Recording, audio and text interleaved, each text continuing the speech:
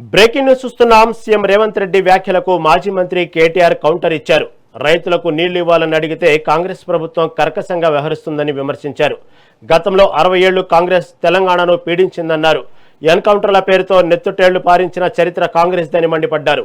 1952, 1969 ఉద్యమాల్లో వందలాది మందిని, మలిదశ పోరాటంలో వేలాది మందిని బలి తీసుకున్న కాంగ్రెస్ చేతులకు తెలంగాణ బిడ్డల రక్తపు మరకలు అంటుకున్నాయని ధ్వజమెత్తారు. రైతుల కోసం ఎంత రక్తమైనా ధారపోయడానికి సిద్ధంగా ఉన్నామని స్పష్టం చేశారు. తమ రక్తదాహం తీర్చుకుని అయినా సరే ఎండిపోతున్న పొలాలకు తక్షణమే సాగునీరు విడుదల చేయాలని డిమాండ్ చేశారు.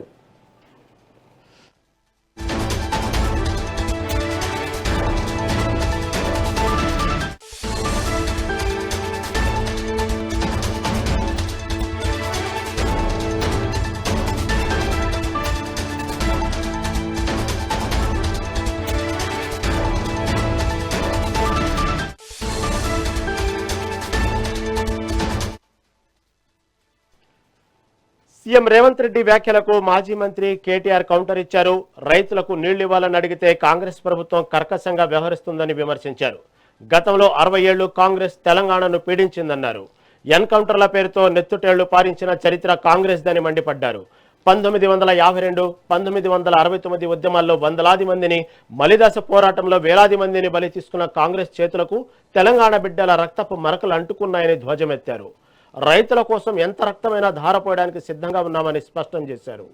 తమ రక్తదాహం తీర్చుకునైనా సరే ఎండిపోతున్న పొలాలకు తక్షణమే సాగునీరు విడుదల చేయాలని డిమాండ్ చేశారు.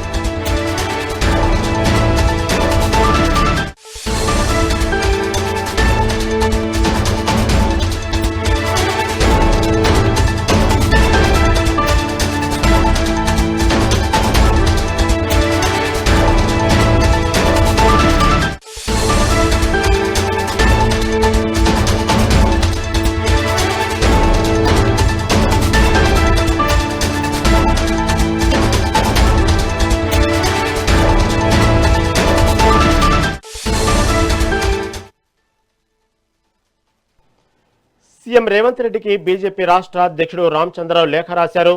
కాళేశ్వరం పునరుద్ధరణలో ప్రభుత్వం విఫలమైందని రామచంద్రరావు ఆరోపించారు. మేడిగడ్డ, అన్నారం, సుందిళ్ల బ్యారేజీలను పునరుద్ధరించాలని కోరారు. ప్రభుత్వ అసమర్థత వల్ల రైతులు నష్టపోతున్నారని తెలిపారు. కరువు కాలంలో గోదావరి నీటిని వాడుకోలేక నష్టపోతున్నామని పేర్కొన్నారు. ఎన్డీఎస్ఏ నివేదికల అమలులో అలసత్వం చేస్తున్నారని విమర్శించారు. బ్యారేజీలను పునరుద్ధరించాల్సిన బాధ్యత రాష్ట్ర ప్రభుత్వానిదేనన్నారు. కేంద్రం నియమించినటువంటి కమిటీపై నెపాన్ని నెట్టి తప్పించుకోవద్దని సూచించారు.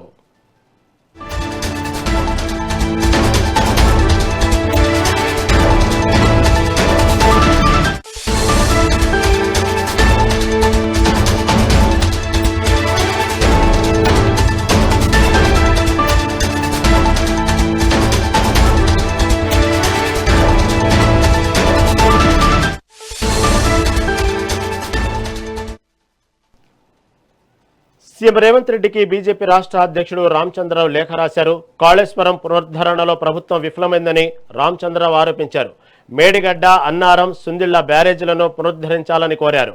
ప్రభుత్వ అసమర్థత వల్ల రైతులు నష్టపోతున్నారని తెలిపారు. కరువు కాలంలో గోదావరి నీటిని వాడుకోలేక నష్టపోతున్నామని పేర్కొన్నారు. ఎన్డీఎస్ఏ నివేదికల అమలులో అలసత్వం చేస్తున్నారని విమర్శించారు. బ్యారేజీలను పునరుద్ధరించాల్సిన బాధ్యత రాష్ట్ర ప్రభుత్వానిదేనన్నారు. కేంద్రం నియమించిన కమిటీపై నెపాన్ని నెట్టి తప్పించుకోవద్దని సూచించారు.